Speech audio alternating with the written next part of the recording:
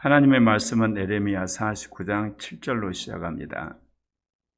에레미야 선지자를 통해서 주님께서 유다는 물론이고 주변의 중동의 여러 나라들에 대한 심판의 말씀을 전하게 하셨죠. 물론 이 심판의 주체는 하나님이시지만 대리자로 사용한 나라가 바벨론과 바벨론 왕 느부갓네살 왕입니다. 그런데 우리가 이런 선지서를 읽을 때나 지혜문서를 읽을 때 여러분 이해가 안 될 때는 꼭 표준 세번역을 읽으셔야만 됩니다. 왜 그러냐면요, 개역개정은 모든 것을 문어체로 써가지고 이 반어 문장 같은 거를 제대로 표현을 안 했어요. 예, 반문하는 문장은요, 그거를 우리가 말하는 평서문처럼 해석하면 뜻이 정반대로 곡해가 될 수가 있어요. 그래서 여러분 읽다가 문맥이 좀 이상하다 그러면 표준 세번역으로 여러분이 그걸 확인하셔야만 돼요. 오늘도 그렇거든요. 오늘 말씀은 이제 에돔에 대한 심판인데 반어법을 굉장히 많이 사용했습니다. 그래서 개역개정 가지고 여러분 읽다 보면 뜻이 완전히 뒤집어지는 경우가 있습니다. 그래서 오늘 표준 세번역으로 말씀을 증거하려고 합니다. 이것은 에돔에 두고 하신 주님의 말씀이다. 그러니까 하나님께서는 선민이고 구속사의 중심적인 나라인 북이스라엘 왕국, 남유다 왕국만 관심을 갖고 그들만의 하나님이라고 생각하시는데 그렇지 않다는 겁니다. 주변의 이방 나라들의 하나님도 되세요. 제가 우리 민족이 제2종교개혁의 발상지가 되고 또 한국이 동성애 독재를 막는 나라가 되고 한국이 아시아의 선교기지가 되고 한국이 새로운 문명의 어떻게 보면 발상지가 된다는 것 때문에 제가 한국에 대한 굉장히 애착을 가진, 그러다 보니까 제가 이 정치적으로나 경제적, 사회적으로 또는 종교적으로 한국 역사를 해석하는데 오류를 범한 거예요. 진영 논리에 빠져가지고. 제가 몇 번 실수를 하고 나서 하나님은 진영의 하나님이 아니라 모든 인류의 하나님이시구나. 그거를 제가 확실히 경험하고 나서야 이제 우리나라뿐만 아니라 동북아 세계 하나님이 인도하심에 대해서 제가 객관적으로 그거를 보게 됐어요. 구속사도 그렇습니다. 자기 교파 중심의 일종의 그것도 진영 논리죠. 또는 자기 신학 중심으로 보게 되면 이게 반드시 오류에 빠지게 됩니다. 하나님 모든 교회를 사랑하세요. 그 모든 교회를 이끌어 가신 주님의 관점에서 볼 때 제대로 이게 보이게 돼 있거든요. 그래서 우리는 자기를 부인한다 그러면 윤리적이고 도덕적이고 무슨 경제적인 그런 것만 자기 부인이라고 생각하는데 자기 부인이 아주 중요한 것이 뭐냐? 신학적인 입장이나 정치적 입장, 이념적 입장을 자기를 부인해야 돼요. 그러면 우리가 뭐를 목표로 할 것이냐? 하나님을 목표로 해야 되죠. 하나님 중심으로 우리 사고를 하면서 내가 가진 생각을 한 번씩 뒤집어 봐야 됩니다. 그리고 주님 중심으로 우리가 내가 가진 신학을 한번 뒤집어 봐야 되거든요. 성령 중심으로 내가 취한 입장을 뒤집어 봐야 제대로 보이는 겁니다. 이제 대만에 더 이상 지혜가 없느냐? 이게 반어법입니다. 명철한 사람들에게 좋은 생각이 다 사라져 버렸느냐? 그들의 슬기가 끝이 났느냐? 이게 물어보고 있는 겁니다. 한마디로 에돔이 망하게 된 거죠. 근데 그동안 에돔이 주변 민족을 향해서 지혜를 자랑했던 민족이에요. 명철을 자랑했던 민족이고 슬기를 자랑해서 비교적 이 에돔이 난공불락의 산악지대가 있었기 때문에 주변에 강대국이 쳐들어올 때 그 난공불락의 어떤 산악지대를 이용해서 격퇴를 많이 했답니다. 그때 이 에돔의 지도자들이 굉장히 지혜롭고 슬기롭고 그 다음에 탁월한 어떤 생각으로 나라를 방어를 했던 그런 역사적 배경이 있다는 말입니다. 그러니까 하나님이 그를 들춰가지고 이제 더 이상 지혜가 다 바닥났냐? 명철한 사람 좋은 생각이 다 없어져 버렸어? 슬기가 끝이 났냐? 더 이상 에돔이 자기를 방어할 수 없는 그런 상황이 된 것을 하나님이 이렇게 반어부로 묻고 있는 겁니다. 드단의 주민아 너희는 어서 도피해라. 너희는 거기에서 떠나서 깊은 은신처로 들어가 숨어라. 내가 에서에게 재앙을 내려 그를 벌할 때가 됐다. 이 에돔이 그런 산악지대이고 요새가 많기 때문에 이제 바벨론 군대와 바벨론 왕 느부갓네살이 침입해 올 때 너희들이 은신처로 깊은 곳에서 숨어라 그 이야기합니다. 왜냐하면 이 재앙은 멈출 수가 없고 막을 수가 없기 때문에 깨달은 사람은 은신처로 가서 꼭꼭 숨어 있으라는 거죠. 포도 소리를 하는 사람들이 들이닥쳐도 남기는 것이 덜어 있고 밤에 도둑이 들어도 마음에 드는 것만 가져간다. 그런데 이제 쳐들어오는 이 바벨론 군대와 바벨론 왕 느부갓네살은 모조리 포도를 다 걷어버린다는 거죠. 그리고 마음에 있는 것뿐만 아니라 집안에 있는 것 통째로 다 가져가 버린다는 거예요. 그만큼 하나님의 심판이 엄중하고 아주 철저하다는 겁니다. 그러나 나는 예서를 샅샅이 뒤지고 그가 숨을 수 있는 곳들을 다 들춰내서 그 숨을 곳이 없게 하겠다. 그렇게 말씀하세요. 그러니까 그동안 이 에돔이란 나라가 자연 그 지형을 이용해서 국가의 독립을 상대적으로 유지를 하면서 떵떵거렸는데 그 모든 것이 무력하게 되는 상황을 주님이 이렇게 표현하는 거예요. 이번에 쳐들어오는 이 바벨론 군대와 바벨론 왕은 철저하게 에돔의 모든 걸 샅샅이 뒤져서 그들을 약탈을 하고 또한 파괴할 것을 이야기하는 거죠. 그는 숨을 곳이 없다. 그의 자손이 다 망하였고 그의 친족들이 모두 망하고 이웃도 모두 망하고 에돔마저 살아남지 못할 것이다. 하나님이 더 이상 에돔을 그대로 두지 않고 진멸해버리겠다고 말씀하십니다. 그럼에도 불구하고 고아들은 남겨두고 과부들은 남겨두겠다. 그러니까 여러분 한 사회에서 가장 연약하고 불쌍한 사람들이고 어떻게 보면 가여운 사람이 누굽니까? 돌봐줄 부모가 없는 고아입니다. 그리고 먹여 살릴 길이 없는 그래서 고생을 잔뜩 하는 한평생 수고하면서 살아가야 할 과부입니다. 하나님이 거꾸로 떵떵거리고 잘나고 똑똑하고 힘있고 돈 있는 사람들은 전부 다 주님께서 죽이든지 포로로 잡혀가게 하고 누구 하나 도와줄 길이 없는 고아와 과부만 내가 남겨주겠다. 그렇게 이야기를 하고 있습니다. 진실로 나 주가 말한다. 봐라. 이 잔을 마시도록 판결을 받지 않은 백성도 꼼짝없이 이 잔을 마셨는데 너희 에돔이 벌을 받지 않고 벗어나려 하느냐. 여기도 반어법이에요. 벗어날 수 없다는 이야기입니다. 하나님이 반드시 에돔을 심판하고 그들에게 그동안 지은 죄악에 대해서 그 대가를 치르게 하겠다는 거죠. 너는 절대 벌을 면할 수가 없다. 너는 반드시 그 잔을 마셔야만 한다. 그렇게 말씀을 하세요. 하나님이 심판을 하실 때도 적당히 하실 때가 있어요. 훈계만 하려고. 어릴 때는 아예 주님이 완전히 끝장을 내실 때가 있거든요. 참다 도저히 하나님이 참지 못하실 때 그렇게 심판하실 때가 있는데 지금 에돔을 향해서 주님이 불호령을 내리신 겁니다. 참으로 내가 나를 두고 맹세한다. 나 주의 말이다.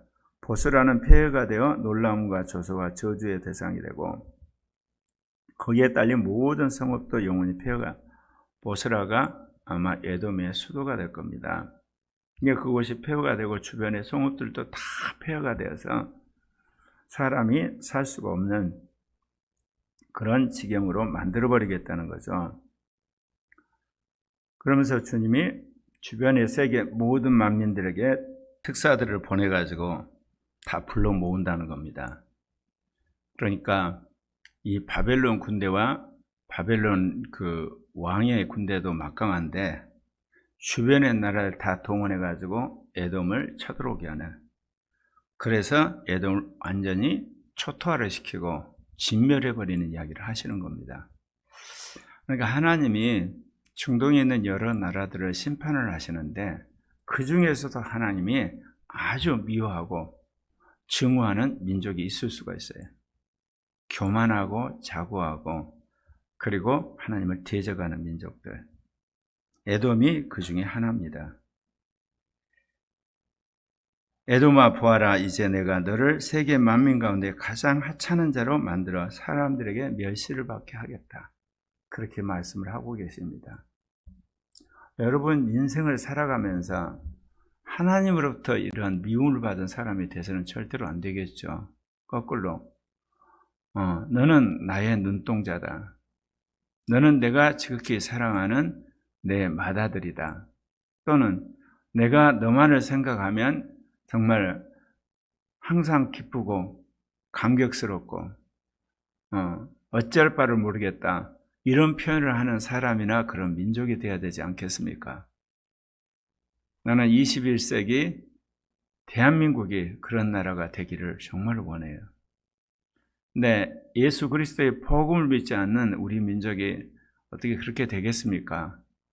결국은 예수를 믿는 그리스도인들 한 1,000만 명이 하나님 앞에 정말 회개하고 그리고 정말 새롭게 변화되고 거룩한 사람들이 되어서 나머지 4천만을 정말 변화되고 세계에서 가장 앞서간 도덕성과 창의력과 그리고 또한 긍휼을 베푸는 배려하는 민족이 될 때 하나님의 그 엄청난 축복이 우리에게 쏟아지리라 저는 믿어요.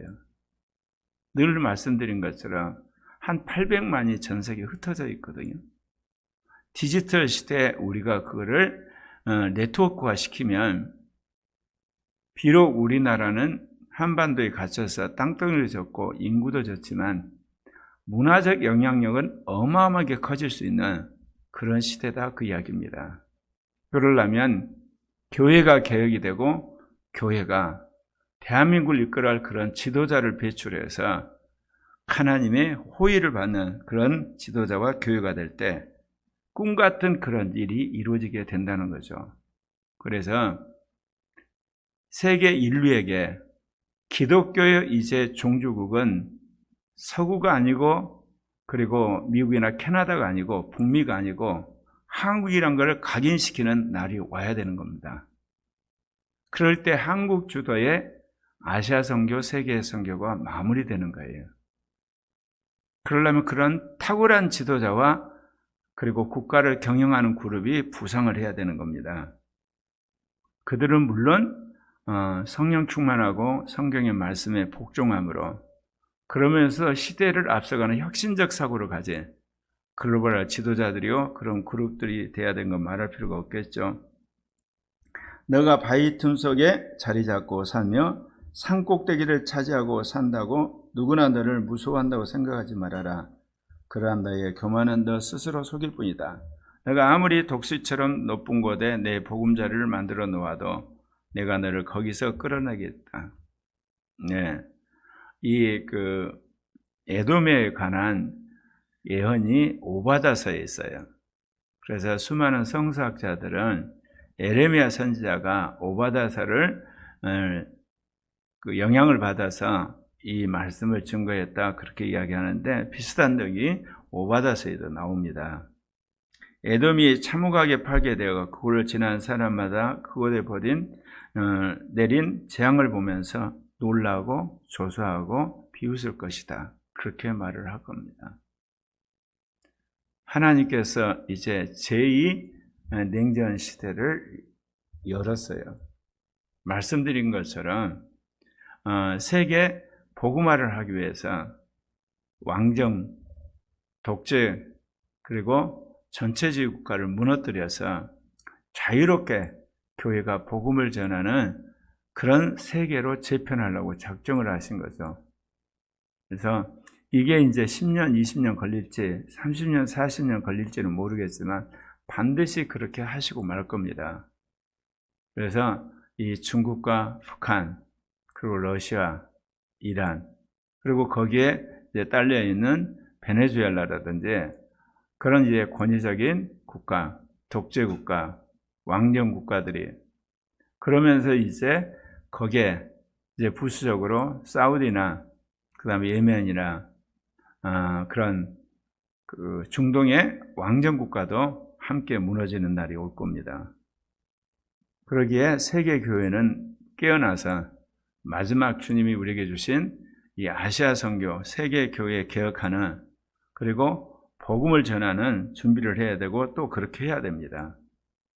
이번에 팔리 올림픽을 통해서 우리가 분명히 한 것은 서구라파 기독교를 몰락했고 이제는 적그리스도 적이 될 정도로 완전히 완악해졌다는 거죠. 그들에게도 우리가 복음을 전해야 되기 때문에 가장 앞선 디지털 문화로 AI 문화로 그러면서도 가장 강력한 영적인 그룹이 등장해야 되는 건 말할 필요가 없습니다. 소돔과 고모라와 그 이후 성읍들이 멸망하였을 때와 마찬가지로 더 이상 그 땅에 자리 잡고 사는 사람이 없을 것이다. 그 땅에 머물러 사는 사람도 없다. 주님이 중동의 여러 나라 멸망을 이야기를 하는데 소돔과 고모라를 언급하는 나라가 없어요. 그런데 오늘 에돔을 이야기하는데 소돔과 고모라를 주님이 언급하시거든요. 소돔과 고모라는 지구상에 사라진 도시예요. 아예 없어져 버린 거예요. 이것을 통해서 주님이 마지막 때 불못에 들어가는 인간의 심판을 상징적으로 보여주는 사건인데 그만큼 주님이 심판의 엄중함을 보여주신 건데 오늘 에돔한테 그 이야기 하시는 겁니다. 보아라, 사자가 요단강가의 깊은 숲속에서 뛰어나와서 푸른 목장에 달려들어가지고 모든 걸 잡아 먹듯이 나도 갑자기 에돔에게 달려들어서 그 주민을 다 뽑아버리고 지도자들을 이제 새로운 지도자를 그곳에 세우겠다. 누가 나와 같다는 말인가? 감히 나에게 따지며 대들 수 있는 자가 누구냐? 나에게 맞설 수 있는 목자가 있냐? 그러면서 하나님이 내가 이제 이 에돔을 확실하게 심판하고 다른 사람을 지도자로 세워서 통치하겠다 말씀하십니다. 너희는 나 주가 에돔을 두고 세운 계약을 듣고 대만 주민에 대한 나의 생각을 들어보아라. 양떼 가운데서 아주 어린 것까지 끌려갈 것이니 온 목장이 황무지가 될 것이다. 그래서 이제 에돔이 쓰러지는 소리가 땅이 흔들리고 울부짖는 소리가 홍해까지 들려서 그 고통이 이루 말할 수 없이 클 것이다.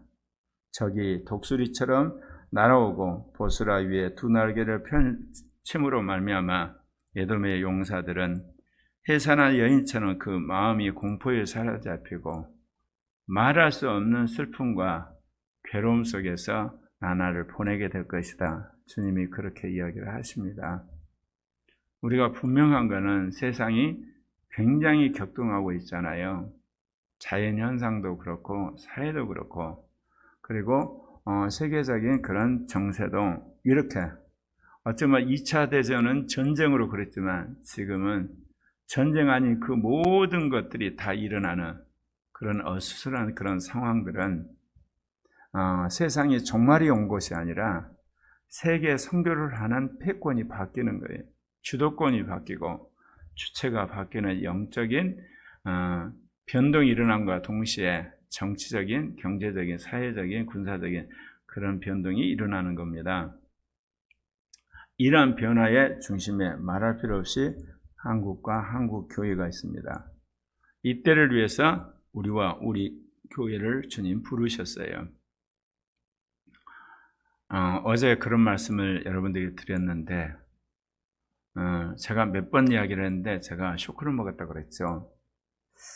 제가 성경을 보면서 새 예루살렘이 언제 만들어졌는가, 하나님이 지옥불을 언제 만들었는가, 참 그게 의문이었는데 사단과 악한 영들이 반역할 때 하나님은 이미 그들을 집어넣을 지옥불을 만들고 또 하나님의 사랑하는 백성들과 그리고 깨끗게 된 새로운 피조물이 살 수 있는 새 예루살렘을 그때 벌써 예비하셨구나. 아직 지구 생태계와 인간이 만들기 전에 그러면서 새삼스럽게 계시록에서 하나님을 향해서 뭐라고 합니까? 나는 알파 오메가요 시작과 끝이다. 그게 소름 끼치듯이 저에게 와닿죠. 아, 하나님은 시작할 때 이미 끝을 보고 계시는구나.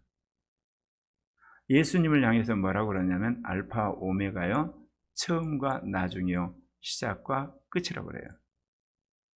예수님은 모든 인간의 원판이고 모든 인간의 마지막 종결자세요.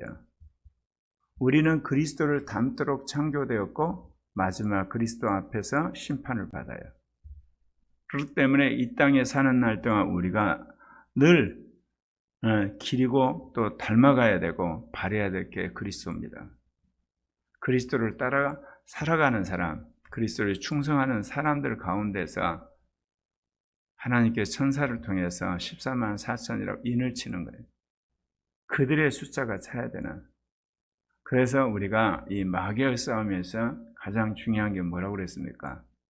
마귀가 참소를 해도 공격할 데가 하나도 없는 거룩하고 흠없는 그런 사람이 되셔야 돼요.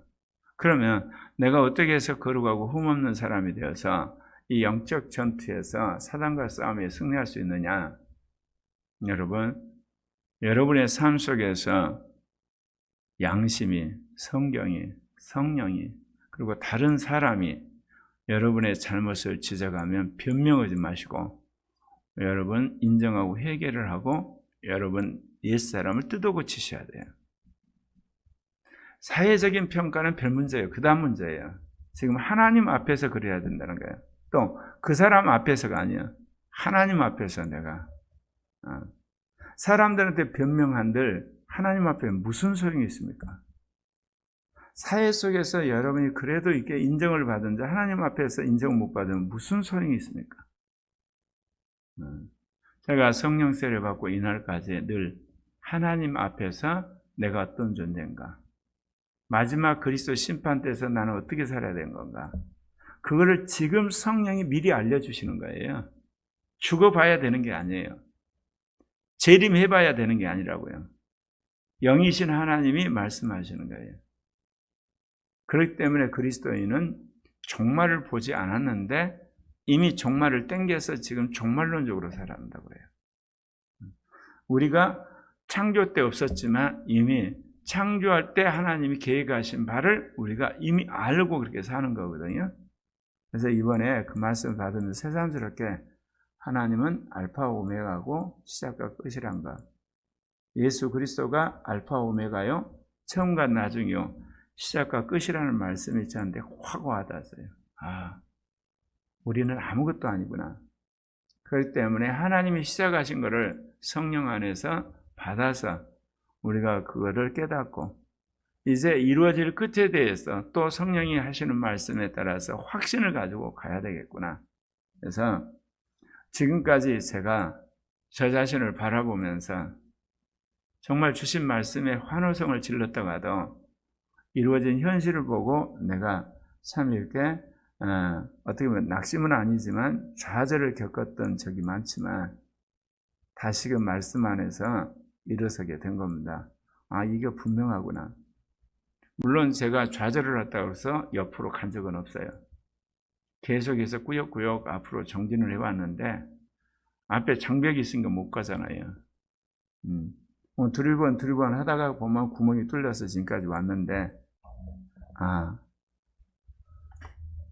이 진리를 확실하게 알고 나서 정말 우리가 이제 성경 말씀을 보는 눈이나 성령과의 관계나 세상을 보는 일에 있어서 정말 새로워져야 되겠다. 말하자면 근본적으로 우리의 옛사람을 벗고 새 사람이 되게 되면 우리가 세상을 변혁하는 사람들이 되거든요. 제가 제자 훈련하면서 늘 한숨 쉬는 게 있어요. 이렇게 교회에서 10년, 20년 제자 훈련해서 어떻게 사회에 나가가지고 거룩하고 흠없는 사람으로서 빛과 소금의 사람이 될 것인가? 제대로 크리스찬으로서 자기 구원 문제 하나도 제대로 해결 못해서 그거 하려고 10년, 20년 걸려서 어떻게 할 것인가? 그런데 창세기 계시록까지 주님의 진리를 확연히 이제 다 깨닫고 나니까 이 길이 굉장히 짧아질 수 있다는 확신이 들었어요. 아, 그렇구나, 이게. 옛사람을 벗고 새 사람을 만들고, 육신이 아니라 영으로 사는 것을 명확하게 그가 인식하고 그걸 추구하고, 세상이 아니라 하나님 나라의 정체성으로 사는 가치관이 만들어지게 되면 정말 그가 사회에 가서 또는 이 세계를 대상으로 탁월한 다니엘처럼 요셉처럼 그리고 다윗처럼 바울이나 디모데나 요한처럼 얼마든지 살 수 있겠구나. 그동안 인간에 대한 이해를 잘못해가지고 우리가 이렇게 미련하게 살았지만 그런 확신이 듭니다. 그래서 오늘 말씀에 하나님이 밉보인 에돔처럼 자고하거나 자만하거나 또는 교만하거나 자기 자랑을 완전 십자가에 못 박고 겸손한 주님을 따라 끝까지 따라가는 여러분 되시길 바랍니다. 기도합시다.